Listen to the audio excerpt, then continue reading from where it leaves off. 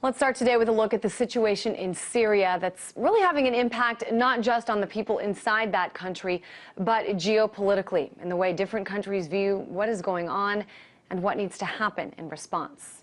Now, you might remember just over a week ago, a UN Security Council resolution was drafted calling on Syrian President Bashar al-Assad to step down. But that proposal was vetoed by Russia and China. And since then, the question has loomed about how to respond and what kind of outside response is necessary.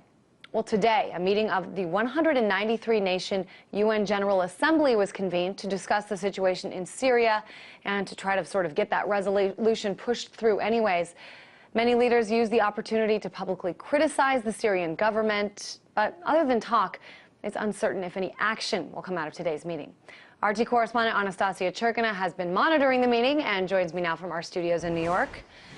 And Anastasia, from what I understand, there's been a lot of talking all day. I know that you've been kind of watching and keeping your eyes and your ears on everything happening there. What is the latest?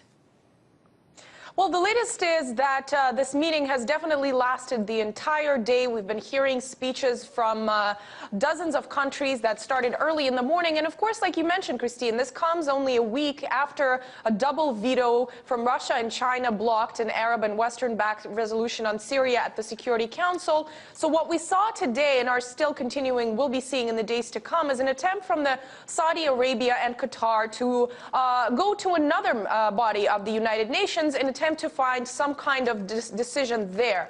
And even though the General Assembly does consist of over 190 members, we have to keep in mind that it's not nearly as powerful as the Security Council, because whatever decision comes out of the General Assembly is by no means binding. It's only seen as a recommendation by the rest of the international community. And what's key here is that the text of this supposed resolution that the General Assembly will be voted on has not even been circulated yet from what we're hearing on the ground, even though that's what we've been expecting a vote to take place all day today. We're hearing that maybe a document will be circulated in the hours to come, either by the Saudis or Egypt. We're going to have to wait and see. But the key here is that we're hearing that it's going to be pretty much the same document that Russia and China vetoed.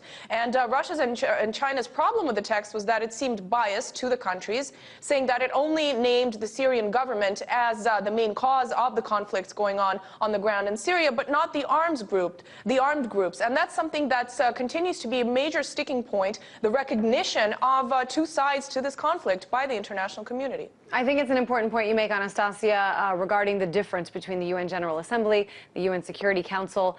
What's the point then? I mean, if the UNGA, despite having a lot more members, has a lot less power, what is the actual point of today's meeting? Are they just trying to send a message? Are they trying to put pressure on Russia and China? What are you gathering is the point of all this?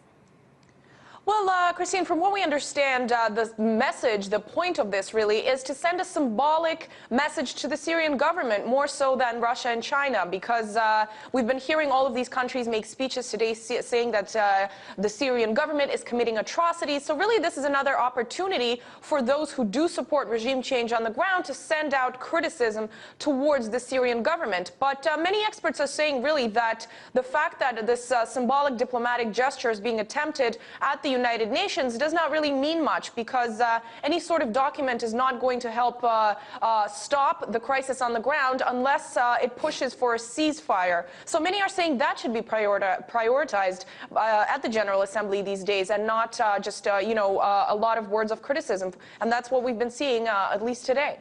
That initial resolution, of course, supporting the Arab League and their plan to ask the Syrian President Bashar al-Assad to step down.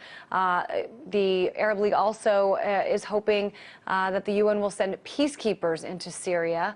And again, this plan was met with some competing arguments. Talk a little bit about the different sides in terms of sending peacekeepers into Syria. Why or why not do people think that's a good idea? Well, there definitely have been some sort of, I guess, suspicion and wondering in terms of exactly what kind of mission these peacekeepers would have on the ground. As you rightfully say, the Arab League did suggest sending troops of peacekeepers onto the ground in Syria, but this is something that, first of all, Damascus has met with somewhat of questions and is not prepared to accept as of yet. And we've heard from Russia say that, first of all, it does kind of believe that it was not the best idea to suspend the observer mission on the ground, first of all. And Russia has been saying that this is something that's would be considered, but more details are needed in terms of exactly what kind of numbers, when and what kind of exactly specific reasons the peacekeepers would be there for. Because from what we understand right now, of course, is there's no peace to keep on the ground. So Russia is saying, let's push for negotiations and a ceasefire of both sides first before any such consideration would begin to really make sense.